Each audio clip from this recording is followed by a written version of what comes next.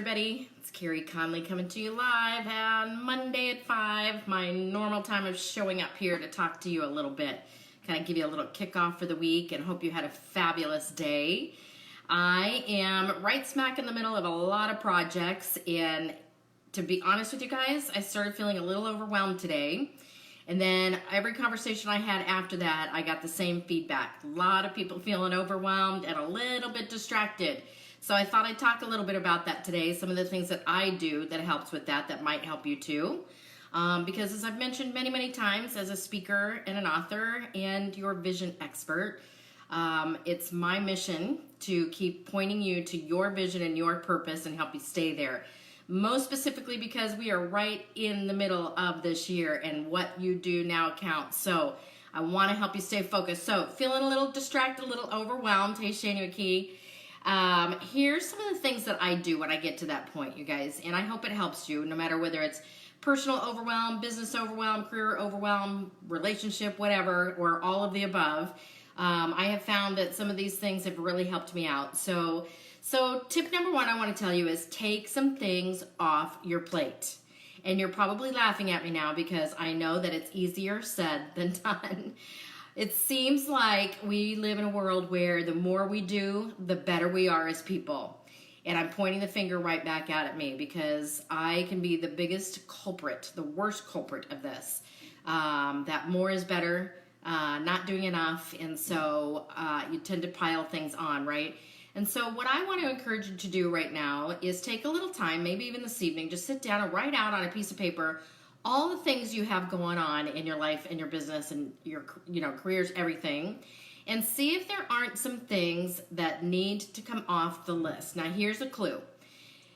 If you've done vision and purpose work with me, it will help a lot because one of the top 10 reasons that I share with people why your vision has to come first. Reason number one is that your vision helps you make better decisions and choices with your time, your money, and who you spend it with.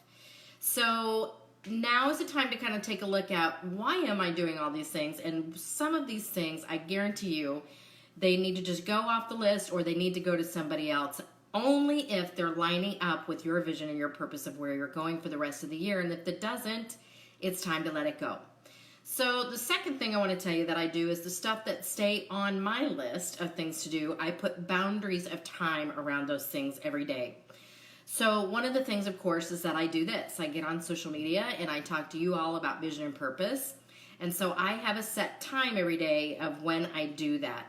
And for the most part, I stick to that time. I put like a 30-minute time frame around it, just like I would do with any other appointment. So all of the things that you are keeping on your to-do list, your daily, weekly to-do list, put the boundary specifically in your day planner around it and keep it there.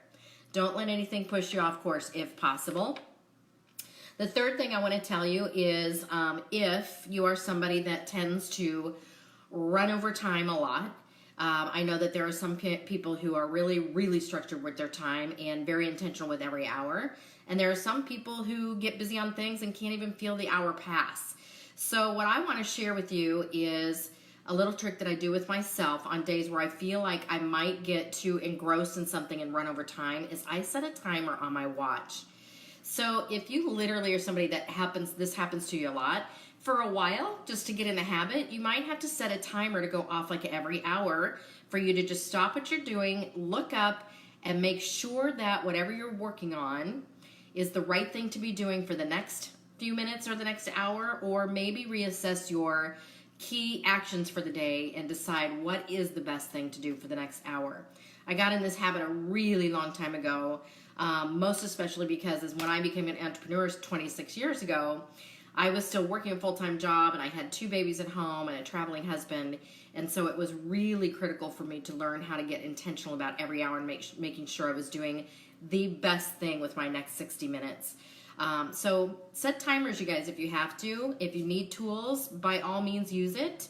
I really just want to encourage you, like I said, a minute ago, that when you have a very clear idea of your vision and your purpose for your life, it makes you really assess a lot faster what's the best use of your time, your money, and the people you spend it with.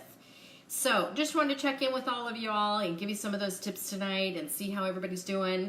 I know that it's a crazy time of year and people are coming and going, but I am here every Monday at 5. Love sharing these tips with you. Hi, Lynette. How you doing? So just checking in. How are you doing with feeling overwhelmed and distracted? And hope that helped you. If you're not already following me on Instagram, I'm starting to show up there more because I really want to, as you know, start working more with young adults on their vision and purpose. So I'm going to get ready to announce to all of you a 4-city tour that I'm getting ready to do over the next 2 months. I'm calling them Do It on Purpose Parties and inviting everybody to hear more about the thing that I am launching in September, specifically for young adults to get their vision and purpose on. So if you know a young adult, if you are a young adult or have one in your life, start sharing this out. Again, start following me on Instagram, sharing out what I'm doing there. I've been giving away random free 30-minute coaching here and there to young adults who are raising their hand and saying, hey, I want your help. What do I do? All right, so thanks everybody for hopping on. If you missed this and you caught the replay, let me know. I always love to hear what your aha moment was out of here in the replay and share it out. I love it, and I thank you all so very, very much. Have a nice Monday night.